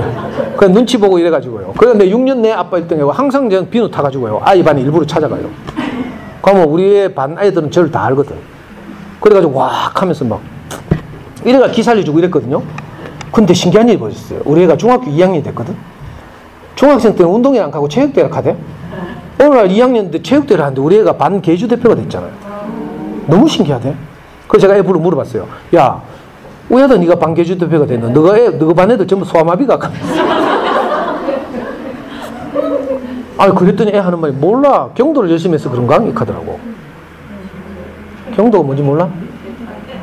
경찰과 도둑놀이라고 있어. 왜? 하나는 도둑하고 하나는 경찰하고 매일 학교 뛰댕기는 거 있잖아요. 애들 그때 대유행했거든. 요즘도 애들 많이 해요. 그래서 지가 경도를 열심히 해가 다리가 튼튼해진다 이 카더라고. 근데 제가 가만히 생각해 보니까 경도를 지 혼자 해요? 친구들하고 다 같이 하는데? 그러니까 경도를 열심히 해서 그런 게 아니고 우리 애가 이 갭이 줄어든 거죠. 그 이듬해 2월생이잖아요. 자기 또래에 비해서 몇 달 차이 나서 어릴 때는 그 차이가 컸는데 이게 서서히 줄어드는 거라. 무슨 말인지 알겠어요? 신체 발달도 이렇지만 아이들 인지 영역 발달도 마찬가지예요. 어떤 애는 같은 2학년인데 구구단을 줄줄줄 외워. 근데 어떤 애는 4학년인데도 잘 못 외운다? 그럼 동네 언니들이 뭐라고 코치해요? 너 애는 못하니까 더 돌려라 하면서. 언니들 조심해야 돼. 동네 언니들. 여기는 전부 꼴짝이 살아서 동네 언니 잘 없게. 아파트 가면요 꼭 그 영향력을 행사하는 동네 언니들이 동마다 하나씩 있어. 그 언니들이 꼭 그래 고쳐. 너는 늦으니까 더 많이 해라 이런 식으로. 이상하게. 그게 아니고요. 기다려야 되죠. 기다리고 있으면 생명이 자라게 되겠어요. 저는 아이 키우면서 이걸 명확하게 여러 번 경험했어요. 방금 달리기 이야기도 했지만 어릴 때 양치하라 하면요 인마 이게 양치하기 싫어가지고 들어가가지고 전동치에서 스위치만 켜는 거라. 돌아가는 소리가 엥 하고 나. 느낌 이상해. 이리 와봐라. 냄새 한 맡아보자 하면 다시 들어간다니까. 근데 얘가 중학교 2학년 되니까 지 머리를 지가 시하게 하고 있잖아. 가위하고 그걸 들고 다니고 있어. 목욕탕에서 1시간씩 안 나와요. 알아서 청결하게 하느라고. 그러니까 아이들은 자라면서 다 하게 돼 있죠. 여러분들도 왜 어릴 때 그랬죠? 코 막 흘리고 이랬잖아. 근데 지금 다 알아서 화장하고 살림하고 뭐 다 하죠. 우리 애들이 이렇게 자란다니까? 그 기다려야 되죠. 근데 잘못하면 반바퀴 빨리 달리는 거죠. 아이 키우기는요, 그러니까 이 동계올림픽으로 말하면 쇼트랙이 아니고 스피드 스케이팅 1000m처럼 길게 봐야죠, 길게. 그래야지 아이들이 언제 포텐이 터질지 모르잖아. 포텐이 뭐 중학교 가서 터질 수도 있고요. 광연에서 터질 수도 있고 영 안 터질 수도 있고. 안 터져도 할 수 없지. 그게 물려받는 재능인데. 애 잘못이 뭐 있어요? 우리 유전자가 나쁜 거지 뭐. 근데요, 이 유아기 때 애들이 책을 그렇게 좋아하고 엄마 보고 읽어도록 하는 애들이 안 읽어. 왜 그런 줄 알아요? 여러 가지 이유가 있겠지만 제가 생각할 때 가장 큰 원인은 전집 문화에 있어요. 웅진 교원 언니들 따라서 교육받으러 가보면 우리 불안한 젊은 엄마들 이렇게 협박한다니까? 0시부터 2시까지 자연관찰 읽어야 된대. 2시부터 4시까지 세계 문화를 읽으래. 그리고 어느 날부터요, 뭐 5세, 6세 되면 사회탐구 전집 해가지고. 사회탐구란 말이 어디서 나온 줄 알아요? 수능에서 나온 말이거든? 수능에 사회탐구 11과목 있어요. 그 중에 가장 어려운 과목이 국사와 경제거든? 그래서 엄마들 사이에서 이 경제나 국사 전집을 미리 읽혀야 된다는 거 대유행하죠. 요즘 또 설민석이 하도 유명해져가지고. 엄마들 뭐 인문학 하면 전부 국사 공부인 줄 알아. 슬픈 일이 슬픈 일. 세계 명작, 4세 때 세계 명작 읽으래. 저는 잘 모르지만, 아니, 어느 나라 명작 중에 4세가 읽을 명작이 어딨어요? 4세 같은 보드북 읽어야지, 보드북. 보드북 알죠? 물어 뜯어도 안 뜯어지는 딱딱한 책에 그림 하나씩, 자동차 하나, 과일 하나 있는 거, 이런 거 읽어야지. 세계 명작 하는 거, 4세를 위한 세계 명작 없어요. 근데 이 전집 출판사들이 상업적으로, 그죠? 책이 주는 감동이나 재미는 다 제거하고 줄거리만 앙상하게 다이제스트 해가지고 짧게 만들어서 그걸 또 성우가 더빙해가지고 전집으로 만들어서 팔고 있어요. 그리고 동네 언니들이 이걸 좋은 책이라고 권하고 있어. 슬픈 일이죠. 이거 제가 지낸 거 하나도 없어요. 차마 어디라고 말은 못하겠는데 교육받으러 가보면 그 유명한 푸르미 아빠 와가지고 이거 계속 익한다니까. 가면 엄마들 겁나죠. 푸르미 아빠가 저하고 나이가 비슷하거든. 푸르미하고 우리하고 동갑이에요. 91년생. 예? 푸르미 뭐 일본 갔다는 말이 있어요. 고등학교 때 때려치우고. 아니 근데 기분 나쁘게 푸르미가 2학년 때 푸름이 아빠가 책을 냈어요. 그 유명한 전설적인 책. 푸름이 이렇게 영재를 키웠다. 제목에 영재자 들어갔잖아. 그래서 제가 읽을게 안 읽을게요. 바로 그날 사서 2시간 만에 다 읽었어. 책을 딱 덮었는데 내가 너무 불쾌하더라고. 2가지 이유로. 하나는요, 세미나. 어이씨, 내가 이런 거 써야 되는데, 하면서. 제가 그때 진짜로 잠순회에 좋은 어린이책 한 권씩 소개하고 이랬거든요. 글 쓰면 잠순회 저한테 원고료 10만원씩 주고 이랬어요. 한때 잠순회 컨텐츠 필자하고 이랬을 때예요. 그 내가 이런 책 내려고 하는데 이 양반이 먼저 냈어. 그래, 아주 세미나더라고. 또 하나의 이유는요, 기분 나쁜 이유는 뭔가 하면, 기분 나쁘다기보다 안타까운 이유가, 아, 푸름이 아빠는 어린이 책에 대해서 하나도 모르는구나. 그 책을 읽고 나니까 딱 덮으니까. 실제로 푸름이 아빠는 푸름이하고 푸름이 동생을 유치원을 안 보내고 유치원 교육비를 가지고 자기 집에 오는 웅진 아저씨가 밀어주는 전집을 그대로 다 받아서 전집을 많이 읽었대. 그래가지고 애가 굉장히 지식이 풍부한 똑똑한 아이가 됐다, 이런 뜻이거든. 근데 초등학교 2학년 보고 영재락 하는 것도 좀 그렇고요. 안 그래요? 하여튼 내 푸름이 아빠 이야기하는 게 아니고, 근데 이 푸름이 아빠가 상업적으로 대성공을 해가지고 푸름이닷컴을 만들어가지고요, 종교처럼 여러분들 유아기 때 애들 다 푸름이닷컴 들어가가지고 막 그 서핑하고 했죠. 그 전집 안 읽으면 우리가 큰일 날 것 같지? 그러다 보면 가끔씩, 아, 엄마도 많이 떠드는 건데. 제 이야기를 들으니까 너무 할 말이 많이 생각나죠. 푸름이닷컴 들어가면 가끔씩 10만 명에 한 명씩 푸름이 같은 애가 나타난다니까? 몇만 명에 한 명씩? 10만 명에 한 명씩인데 엄마들은 저거 애들이 다 그래 될 줄 알고.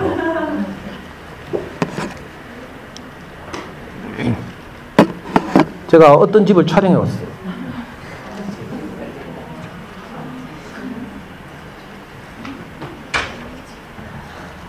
근데요, 요즘 웬만한 동네 가면 집집마다 자기 집 거실이 다 이렇죠.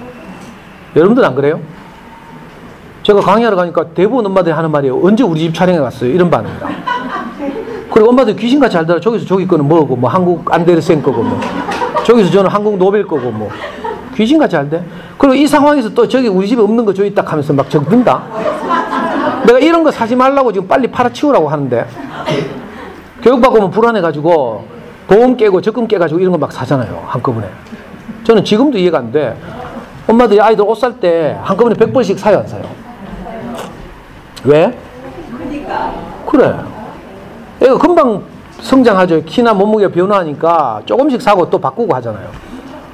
근데 어떻게 최근 겁도 없이 100권씩 200권씩 사? 애들이 정신적 영역도 계속 변화하거든요, 성숙해가고. 특히 정신적 영역은 육체보다 더 민감해. 어릴 때 뭐 잘못해가지고요, 트라우마 한번 딱 생기면 이거 평생 간다니까. 분리불안이고 평생 가잖아요. 저는 지금도 분리불안이 있어요. 중증 분리불안. 우리 와이프가 회식한다고 연락도 없이 핸드폰 꺼놓고 안 와. 그럼 제가 전화해보거든요. 한 2-3번 해가 안 받잖아. 그러면 갑자기 내가 분리불안이죠. 또 버림받나 싶어가지고. 제가 어릴 때 친척집에, 제일 처음에 친척집에 가던 때, 무슨 통일원지 무궁화인지 기차를 타고 엄마하고요, 친척집에 가는데 동생하고, 형은 이미 팔려갔고 어디야. 제가 4학년 때요. 우리 엄마는 단돈 10원도 아끼는 분이었거든. 집이 너무 어려우니까. 근데 이상하게 그 기차간에서 구름만 끌고 다니는 아저씨 있죠, 열차에. 그 홍익회라고 불러요. 은퇴한 철도 공무원들의 뭐 가족들 뭐 홍익회에서 파는 삶은 계란 3개 100원짜리를 사더라고. 우리 엄마 10원도 아끼는 분이에요. 그때 삶은 계란 3개 100원 했어요. 그걸 사가지고 까가지고 우리 하나씩 주더라니까. 그때 우리는 속으로 우리 엄마 웬일이고 하면서 너무 맛있게 먹었어요. 근데 알고 보니까 그게 우리를 친척집에 보내는 일이라. 그 엄마는 마음이 너무 안 돼가지고 자기로서는 최선을 다해서 그 마음을 표현한 게 삶은 계란 사주는 거예요. 저는 그때 그 기억이 있어가지고 분리불안이 심하거든요.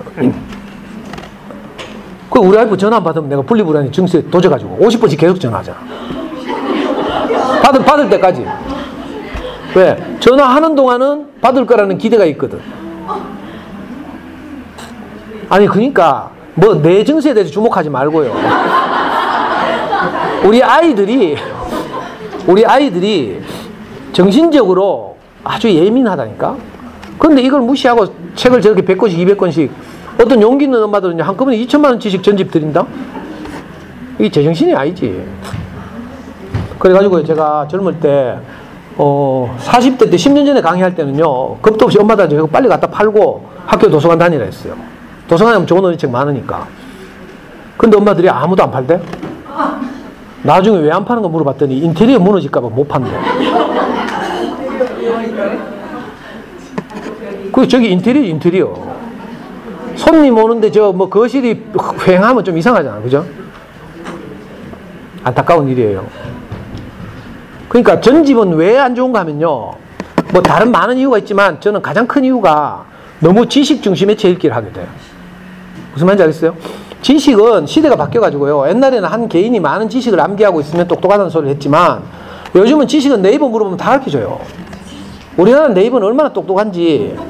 아니, 구글도 점령을 못한다니까? 웬만한 나라는 구글이 다 검색 엔진을 다 점령했어요. 근데 네이버만 점령을 못해. 네이버에 축적된 한글 정보는요, 구글로 검색 못하게 반칙을 쓰고 있어요, 네이버가. 무슨 말인지 알아요? 그래서 네이버 물어보면 한글 정보 다 가르쳐줘. 영어로 뭐 정보를 얻을 것 같으면 구글 검색하면 돼요. 무슨 말인가 하면, 한 개인이 많은 지식을 습득해서 똑똑하다고 평가받던 시대는 지났어요. 이미 아까 우리의 창의적 경제대 때 지문을 주는 것처럼 지문을 통해서 모든 지식과 정보를 제공하고 그걸 어떻게 해석하고 판단하는가, 또 창의적으로 어떤 새로운 컨텐츠를 만들어내는가, 이런 게 아주 중요한 시대가 됐죠. 그래서 지식 중심의 체읽기를 하면 안 돼. 그러면 책의 맛을 모르거든요. 책의 맛을 모르면 초등학교 가서 책 읽기가 멀어지죠. 좋은 어린이책이 어떤 책인지도 모르게 되고. 저는요, 실제로 제가 어린이 선생님 다닐 때 어떤 초등학교 3학년 꼬마를 만났어요. 대진초등학교 다니는데, 달서구에 대진초등학교. 얘가 대진초등 나오고 대진중학교 나오고 대구과학고등학교 나와서 지금 카이스트 4학년 가 있어요. 얘가 3학년 때 일인데 어린이 서점에 같이 책을 사러 늘 왔어요, 엄마하고. 그 엄마가 내한테 일러준 거야. 얘가요, 읽던 책 그대로 놔두고 10페이지인가 20페이지 남았는데 안 읽고 책 날개에 딱 접어서 보관하고 또 책을 사러 왔어요. 그래서 제가 이상해서 그 아이한테 물어봤거든요. 너는 왜 덜 읽고 사러 왔노? 하니까 애가 하는 말이, 이게 너무 재밌었어요. 끝날까봐 아쉬워서 못 읽겠어요. 이 아이는 책이 주는 즐거움을 알고 있는 거라. 그 흥미진진함, 이런 거. 그러니까 책 읽기를 당연히 좋아하겠죠? 그러니까 공부도 잘하게 되지. 그래가지고 지금 카이스트 하고 뭐 화학과인가 뭐 생명공학과인가 뭐 4학년. 무슨 말인지 알겠어요? 어릴 때 책이 주는 즐거움, 재미, 이걸 경험하게 해야지 지식을 습득하게 하면 안 돼요. 근데 대부분 지식을 습득하다 보니까 책의 맛을 모르는, 재미를. 어떤 책 읽다 보면 감동적이거든? 어린이들 버전으로 하면, 나 엄마 이거 너무 슬퍼서 못 읽겠어, 짠해서 못 읽겠어, 이런 책이 있어. 이건 애들이 너무 슬프다는 걸 느낀 거죠. 책 읽기는 이렇게 해야 돼. 자기가 주인공처럼 경험할 수 있는 책 읽기.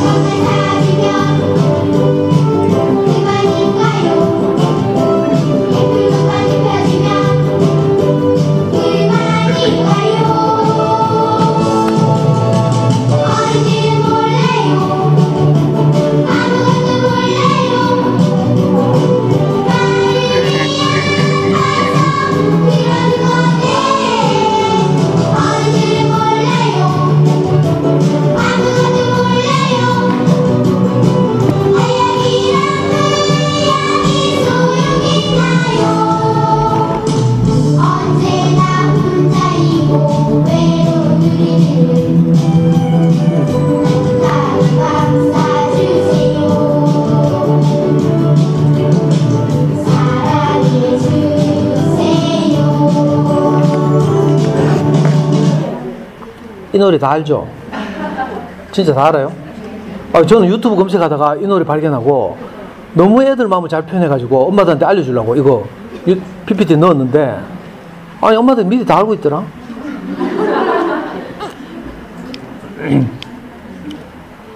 아까 몬테소리 여서 이야기했죠. 세 가지 영역의 균형 잡힌 발달. 인지 영역 다음에 정서적인 안정이죠. 저는 이제 제 인생에서 공부가 너무 아쉬워서 우리 아이한테 공부 이렇게 키웠는데, 그러다 보니까 정말 제 마음은 그렇지 않은데 이상하게 공부만 시키면 애 잡는 거라. 여러분들도 그렇죠? 저는 어릴 때 있잖아요. 애 재울 때 이상하게 우리 와이프는 내일 일찍 출근한다고 애 자면 바로 집안에 가고 가쁘더라, 자러. 근데 저는요, 5분 후에 다시 들어가 봐. 이불 찾나 싶어가지고. 그리고요, 엄마 아빠가 뒤바뀐 것 같죠? 그리고요, 좀 있으면 애가 자다가 꿈을 꿔, 악몽. 친구들한테 괴롭힘 당하는 거. 그런데 내가 너무 속상해가지고요. 왜 제가 친척집에서 얹혀 살면서 학교 다닐 때 그런 경험이 많았거든. 아무도 돌봐주는 사람 없고 이러니까. 그 우리 애가 힘센 놈한테 괴롭힘 당해 너무 이렇게 안쓰러워가지고. 근데 제가 기도했다니까? 내 꿈속에라도 들어가고 싶잖아. 저는 진짜 마음이요, 꿈속에라도 들어가서 우리 아들을 도와주고 싶다, 이런 게 있었어요. 근데 현실적으로 안 되죠? 그러니까 할 수 없이 기도하는 거라. 혹시 하나님 있으면 좀 도와주십시오 하면서. 우리 아들 좀 보호해 주세요. 뭐 이런 기도가 저절로 나왔어요. 그런 마음을 가지고 있는데 공부만 시키면 이 새끼 저 새끼 하는 거예요. 참 미치고 환장하겠죠? 이 성경의 표현을 따르면 마음은 원이로되 육신이 약하도다 하는 것처럼, 내가 마음으로는 아이가 너무 소중해요. 저는 중고등학교를 못 다녀가지고 우리 고등학교 다닐 때는 진짜인데, 이거 학교 갈 때마다 교복 입고 나갈 때마다 내가 막 찍으려고 했다니까, 디카로. 너무 자랑스러워가지고.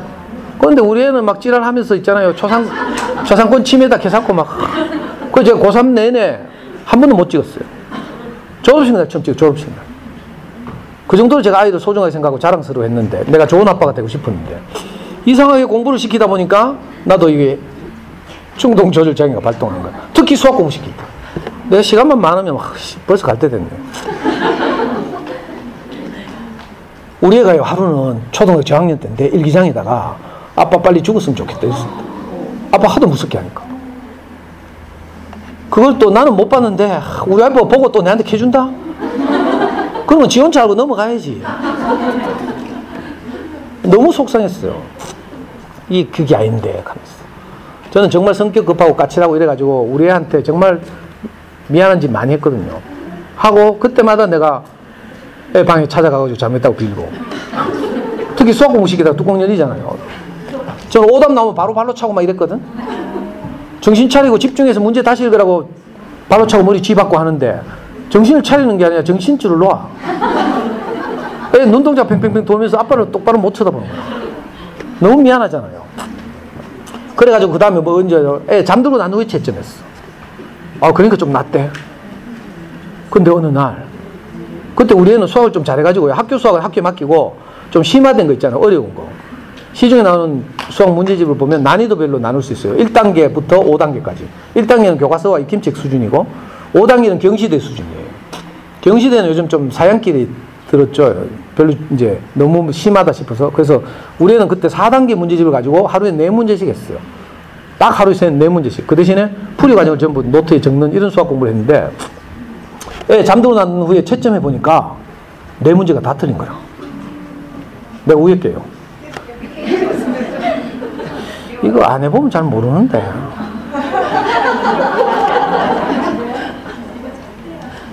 아이고, 깨워가지고 찬물로 세수시켜가지고 오답체를 시켰어요. 그렇죠? 너무 미안하잖아요. 인간이 할 짓이 아니죠? 그러니까 그 다음에 어떻게 한 줄 알아요? 애 내 눈에 안 보일 때, 학교가 없는 시간에 그때 채점하는. 가면 오답 나와도 있잖아요. 다음 다시 만나러 가면 8시간 지나거든? 그러면 이제 좀 화가 가라앉았죠. 제가 심할 때는 풀리던 문제집 두둔 말아가 머리도 때리다가 더 열받으면 어떻게 돼요? 화났다는 걸 보여야 되잖아? 그럼 문제집 몇 장 째가지고 쓰레기통에 쳐박으면서 니 같은 건 공부할 자격도 없어 이 새끼야 하면서. 그렇게 막 자존감을 낮추고요. 근데 이게 얼마 지나면 돌아온다고, 맨정신? 2시간 지나면 돌아와. 2시간 지나면 맨정신 돌아오죠. 아이고 내가 무슨 짓을 했나 싶죠? 그럼 애한테 빌려 가야 되잖아? 빌려 가기 전에 뭐 해야 돼요? 쓰레기통에서 문제집 다시 꺼내야지. 꺼내가지고 펴고 스카치 테이프 붙이고 원상 복구한 다음에 애한테 빌려 가는 거라고.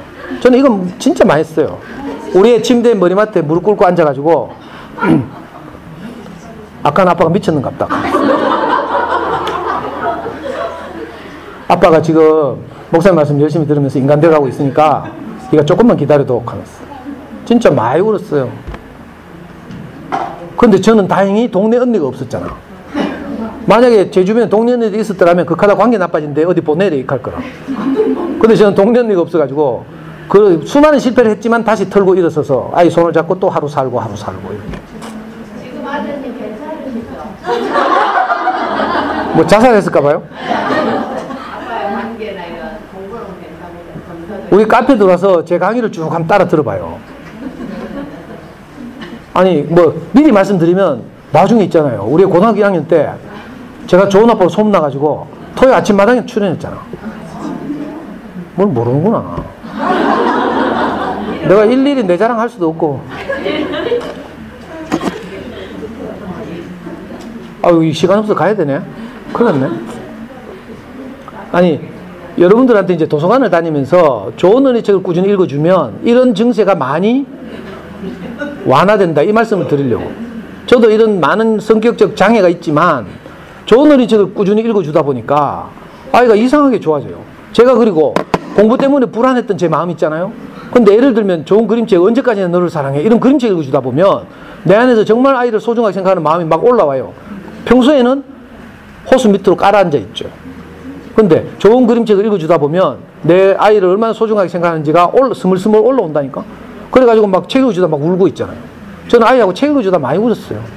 잘못하고 빌면서도 많이 울었지만 그 대표적인 책 한 권만 소개해. 어이, 시간이 왜 이러니? 우리나라 그림책 중에 엄마가 화났다 이런 그림책이 있어요. 그죠? 엄마가 어느 날 컨디션이 좋아가지고 애한테 짜장면을 시켜준다? 그 애들 짜장면 먹었대요. 쏟고 흘리고 묻히고 하죠. 그게 싫으면 안 시켜줘야지. 그래가지고 애가 막 흘리고 쏟고 하니까 엄마 가라고요? 불안해 죽겠네. 선생님 엄마 허리춤에 각도 보이죠? 팔각도. 그래서 열받아서 빨리 들어가서 씻어 익혔어요. 그래가지고 애가 목욕탕에 들어가서 씻는 거라. 씻다 보니까 어때요? 거품 너무 많이 짜고 이래가지고 엄마가 평소에 하던 목욕탕 청소라도 하자 싶어서 목욕탕 청소 놀이 하고 있어. 엄마가 아무리 기다려도 안 나와 애가. 그래가지고 들어가 보니까 개판돼 있거든. 그리고 엄마 지금 머리 쥐뜯죠? 점점 뚜껑 열리고 있어. 애 생각에는 이번엔 좀 조신하게 놀아야지 하고 그림 그리기 놀이를 했어. 근데 애가 너무 그리고 싶은 게 많아가지고 그저 평면에다 다 그림을 그리고 있네. 드디어 엄마가 뚜껑 날라갔죠. 그 이제 폭탄 투하하고 있어요. 애 생각 어떤지 알아요? 우리 엄마는 내가 하는 집마다 지랄하네 하면서 따라다니면서 뭐라 하네 이런 생각이 든다니까. 엄마가 막 뭐라 하죠. 하는 집마다 뭐라 하니까 애가 어떻게 돼요? 자존감이 점점 낮아지겠죠. 이걸 이 작가는 최숙희 작가는 크기가 점점 작아진다 이렇게 묘사했어요. 나중에 되니까 애가 너무 작아져가지고 엄마 눈에 안 보여. 여러분들 왜 애 막 혼내다 보면 눈에 애 안 보이죠? 내 열받으면 애 눈에 보여요? 애가 상처받을까 뭘까 뭐 애가 중리 사니 이런 건 생각 안 되고 내 성질이 가장 중요해지잖아. 이 엄마하고 지금 그렇게 됐어. 애가 안 보여가지고 그제서야 정신 차리게 된 거죠. 그래가지고요 제가 그림책 다 생략했는데 온 동네방네 울면서 저거 딱 찾으러 다닌다니까. 근데 있잖아요 애는 너무 작아져서 엄마 치마 밑에 울면서 잠들어 있었어. 근데 자다 보니까 엄마가 울면서 지를 찾거든. 그제서야 어떤 생각이 들겠어요? 우리 엄마 치는 맘 맞는갑다 하면서. 맨날 뭐라 할 때는 좀 이상하잖아요. 서운하고 막 이런데 엄마가 자꾸 울면서 자기를 찾으러 다니니까 그제서야 다른 생각이 든 거죠. 마침내 다시 만나가지고 우리 하듯이 엄마가 미안해 하고 뭐 우리 딸 사랑해 하고 막 애들은요 속으로 다 알아. 내일 아침에 내 깨우면서 또 고함 지를 것 뻔한데 그래도 지금 막 달래주니까 고마워가지고 같이 울고 막 이러죠. 예를 들어서 도서관에서 이런 책 빌리라니까. 빌려서 애들 읽어주면 애들 너무 좋아해. 이거 완전 우리 집 구석이거든. 아니 이거 어려운 말로 이걸 보고 동의시라고 하는 거예요. 내가 지금 처한 처지하고 자가 처한 처지하고 똑같거든. 그럼 어떻게 돼? 몰입이 들어가는 거야. 여러분들이 옛날에 태양의 후예 좋아할 때 지가 다 송혜교인 줄 알고 다 몰입해 들어갔죠.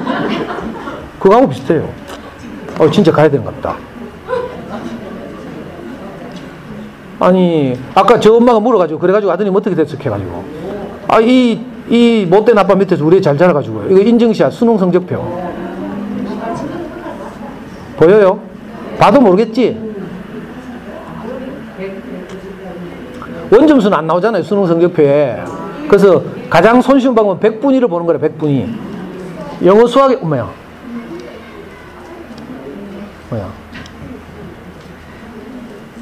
영어 수학에 100분위 보여요? 100이죠, 100. 이건 뭘 사진 찍고 있거나. 아, 안 보인다고요? 아니, 솔직히 말하면요, 지금부터 도서관에서 어떤 책을 빌릴까, 이런 걸 이제 알려드리려고 하는데, 시간이 너무 많이 됐어요. 맞죠? 정말 급하게 딱 4마디만 하면, 도서관에 가서 어떤 책을 빌리는가 하면요, 첫 번째, 좋은 원리책을 만드는 출판사는 정해져 있어요. 왜? 이분들은 좋은 책을 만들어서 사회적 평가를 잘 받아갖고 돈도 많이 벌고 이러니까, 그죠? 계속 좋은 원리책을 만들어요. 그러니까 출판사를 따라가면 돼. 자, 지금부터 보여드린 PPT는 아까 다음 카페 그대로 올려놨어요. 그러니까 사진 안 찍어도 돼. 어린이책 브랜드 중에서 가장 파워 있는 좋은 어린이책을 잘 만드는 출판사들을 따라서 도서관에서 책을 빌리면 실패가 거의 없어요.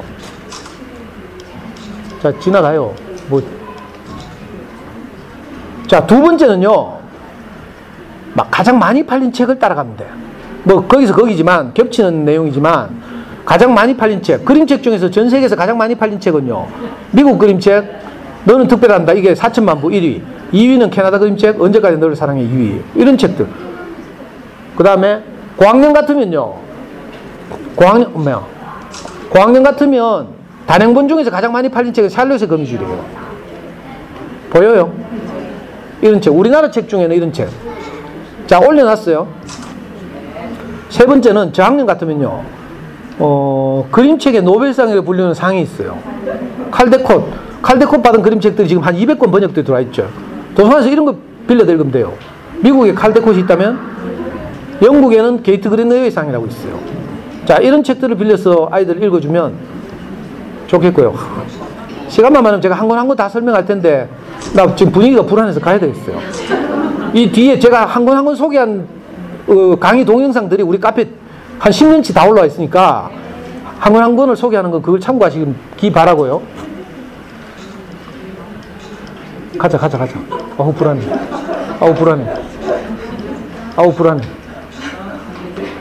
마지막 인증샷도 생략하고, 자, 어머니들이 혹시 책에 대한 관점을 바꾸고 싶다, 도움을 받고 싶다 싶으면 이 두 권을 한번 읽어봐요. 우리 아이 책날개를 따라주자 라는 책하고 프랑스 소설가가 쓴 소설처럼이라는 두 권의 책을 제가 여러분들한테 권하고 도서관에서 한 빌려 읽으시길 바라고, 오늘 제가 못다한 말씀은 다음 카페 대구 부모교연구소 들으시면 혹시 도움이 될지도 모르겠다. 그리고 엄마표 영어에 대해서 궁금하시면 혹시 참고하시면 좋겠다 는 말씀을 드리고요. 아이고, 미안합니다. 너무 시간 안배를 못해가지고 정작 중요한 말씀 다 생략하고 하게 돼서, 예. 혹시 인연이 돼가지고 내년에 불러주시면 엄마표 영어, 사교육비를 현저하게 절약하는 엄마표 영어에 대해서 말씀드릴 수 있을지 모르겠습니다. 잘 들어주셔서 감사합니다.